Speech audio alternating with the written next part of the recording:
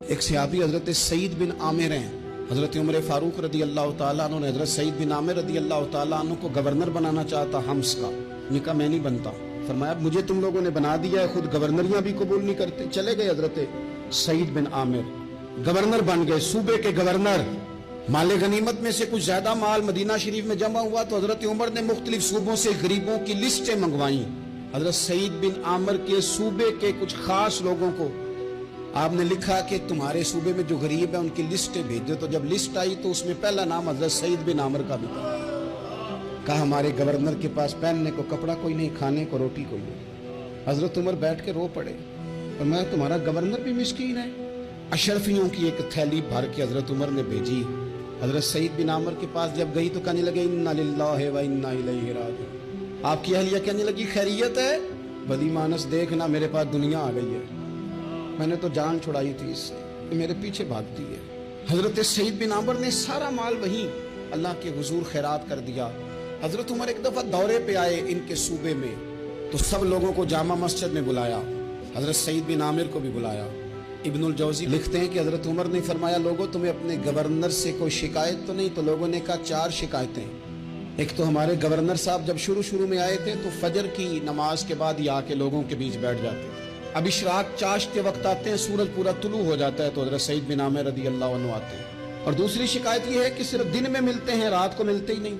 اور تیسری شکایت یہ کہ ہفتے میں ایک پورا دن ہوتا ہے ملاقات ہی نہیں کرتے. اور چوتھی شکایت یہ ہے کہ کبھی کبھی بیٹھے بیٹھے رونے لگتے ہیں اور بے ہوش ہی ہو جاتے ہیں. آپ نے ایسا شخص گورنر بنا دیا جو دیوانہ ہے. حضرت عمر نے بلا لیا، قریب بیٹھے تھے، کہا دے سوالوں کے جواب. گردن جھکی ہوئی ہے. عرض کرنے لگے امیر المومنین میں نے تو پہلے ہی کہا تھا میں گورنری کے قابل نہیں. فرمایا اب تو منصب تمہارے پاس ہے، تمہیں جواب تو دینا ہے. حضرت سعید بن عامر کہنے لگے حضور 4 میرے ساتھ مسئلے ہیں. فرمایا کون سے؟ حضرت سعید بن عامر کہنے لگے آپ سوال دہرائیں میں جواب دیتا ہوں. آپ نے فرمایا سعید لوگ کہتے ہیں پہلے تو سویرے آ جاتا تھا، اب تو اشراق چاشت کے وقت آتا ہے. گردن جھکائی، سناٹا چھا گیا محفل پہ. تھوڑی دیر کے بعد سار اٹھایا تو داڑھی پہ آنسو گر رہے تھے. فرمانے لگے حضور میرے گھر میں خادم کوئی نہیں، بیوی بیمار ہو گئی ہے. میں نہ سویرے اٹھتا ہوں، آٹا گوندتا ہوں، روٹیاں پکاتا ہوں، گھر میں جھاڑو دیتا ہوں، باہر آنے میں دیر ہو جاتی. پہلے جواب پر ہی لوگ رونے لگے، آنسو نکلنے لگے. حضرت عمر رضی اللہ تعالیٰ عنہ بھی روئے. پھر فرمایا کہ سعید تو دن کو ملتا ہے تو رات کو کیوں نہیں ملتا؟ اپنی داڑھی پکڑ لی.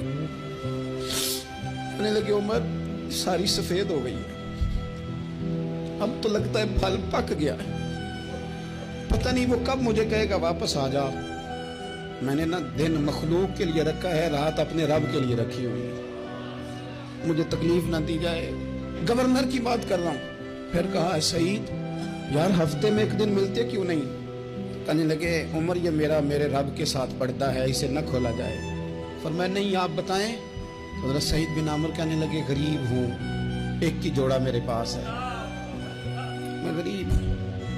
حضرت سعید بن عامر کہنے لگے ایک جوڑا ہے، ہفتے میں ایک دن دھو کے خشک ہونے کو ڈال لیتا ہوں، پھر بیوی کے کپڑے پہن کے بیٹھا رہتا ہوں. کس طرح گھر سے باہر نکلوں؟ میرا پردہ تھا، میں اپنی غریبیاں لوگوں کے سامنے نہیں رکھنا چاہتا. میں جانوں میرا رب جانے، میں راضی ہوں نا اس کی رضا پہ. اب تو حضرت عمر ہچکیاں لے کے رونے لگے. فرمانے لگے چل آخری سوال کا جواب ہی دے دے، کبھی کبھی روتے ہو تو بے ہوش ہی ہو جاتے ہو. حضرت سعید بن عامر پھر رونے لگے. فرمانے لگے بڑی عمر کا ہو گیا تھا جب کلمہ پڑا تھا. جب وہ پچھلے گناہ یاد آتے ہیں نا، میرے سامنے لوگوں نے حضرت حبیب بن عدی کو سزا دی تھی مکے میں، اور میں اس وقت مسلمان نہیں تھا، میں مدد نہیں کر سکتا. جب وہ وقت یاد آتا ہے تو برداشت سوچتا ہوں کیسے اللہ کے حضور جاؤں گا. دوستو دعا کرنا اللہ اس ملک کو بھی کوئی ایسا شخص عطا فرما دے.